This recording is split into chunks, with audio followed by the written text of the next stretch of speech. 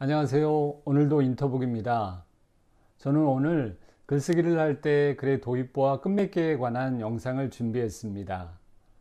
글의 도입부와 끝맺는 부분을 쓸 때는 세 가지 포인트를 고려해서 쓰면 좋습니다.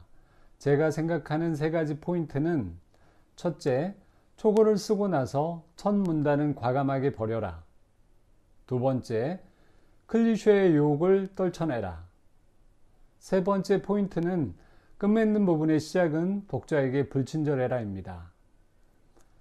세 가지 포인트를 살펴보면 첫 번째 포인트는 초고를 쓰고 나서 첫 문단은 과감하게 버려라입니다.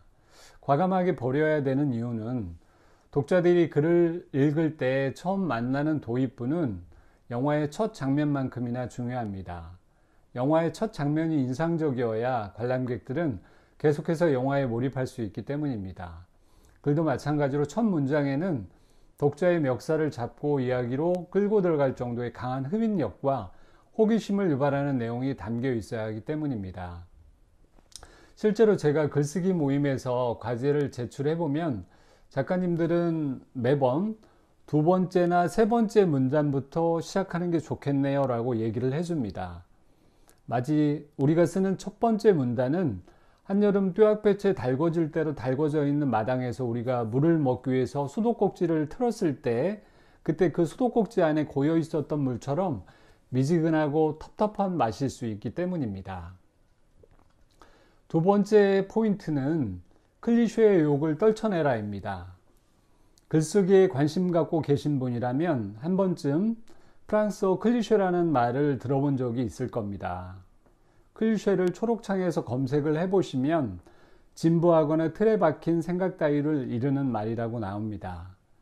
글의 도입부나 끝맺는 부분에서 내가 보기에는 괜찮아 보이고 나름 멋지다고 표현한 문장들이 남들이 읽을 때는 특별한 게 없는 얘기 혹은 어디서 많이 들은 얘기라고 생각할 수도 있기 때문입니다.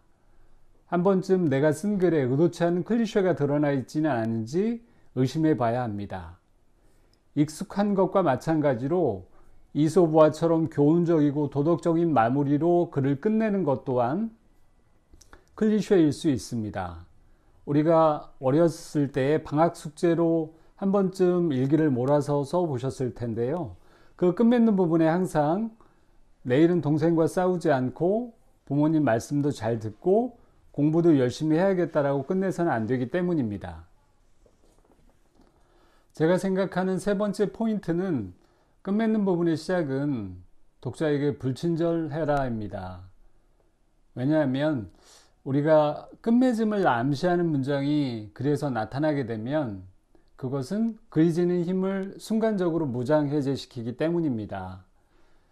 글의 마지막 부분에서 결론적으로 말해서 혹은 이 글을 요약하자면 이라고 쓴다거나 아니면 이 이야기를 통해 깨달은 사실은 무엇입니다 라고 글을 쓰게 된다면 이런 문장들은 바로 끝맺음을 암시하는 단어들일 수 있습니다. 그렇다면 어떻게 하면 이상적인 끝맺음을 할 수 있을까요? 제가 생각하는 이상적인 끝맺음은 영화의 마지막 장면 혹은 연극이나 오페라의 마지막 장면을 떠올려 보면 거기에서 답을 얻을 수 있다고 생각을 합니다. 영화의 마지막 장면이나 혹은 연극이나 오페라의 마지막 장면처럼 글을 끝맺을 때에도 극적이어야 된다고 생각을 합니다.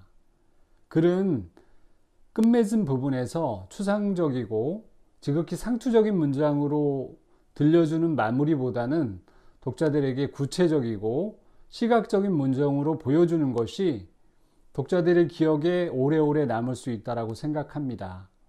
예를 한번 들어보겠습니다.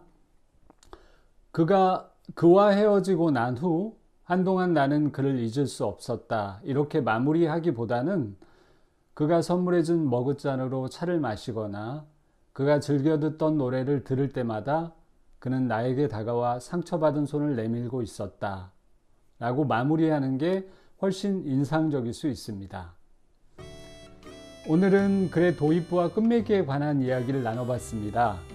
글의 도입부와 끝맺는 부분을 쓸 때는 제가 세 가지 포인트가 있다고 말씀드렸죠. 첫 번째 포인트는 속어를 쓰고 나서 첫 문단은 과감하게 버려라. 두 번째 포인트는 클리셰의 유혹을 떨쳐내라. 세 번째 포인트는 끝맺는 부분의 시작은 독자에게 불친절해라 였습니다. 여러분이 글을 쓰실 때 제가 말씀드린 이 세 가지 포인트를 기억하시고 도입부와 끝맺는 부분을 써보시길 추천드리면서 오늘 영상은 이것으로 마치겠습니다. 좋아요와 구독, 알림은 저에게 큰 힘이 됩니다. 다음 시간에는 단문 쓰기와 장문 쓰기 어느 게 나을까라는 제목의 영상을 준비해서 찾아오도록 하겠습니다. 시청해주신 여러분 모두 감사합니다.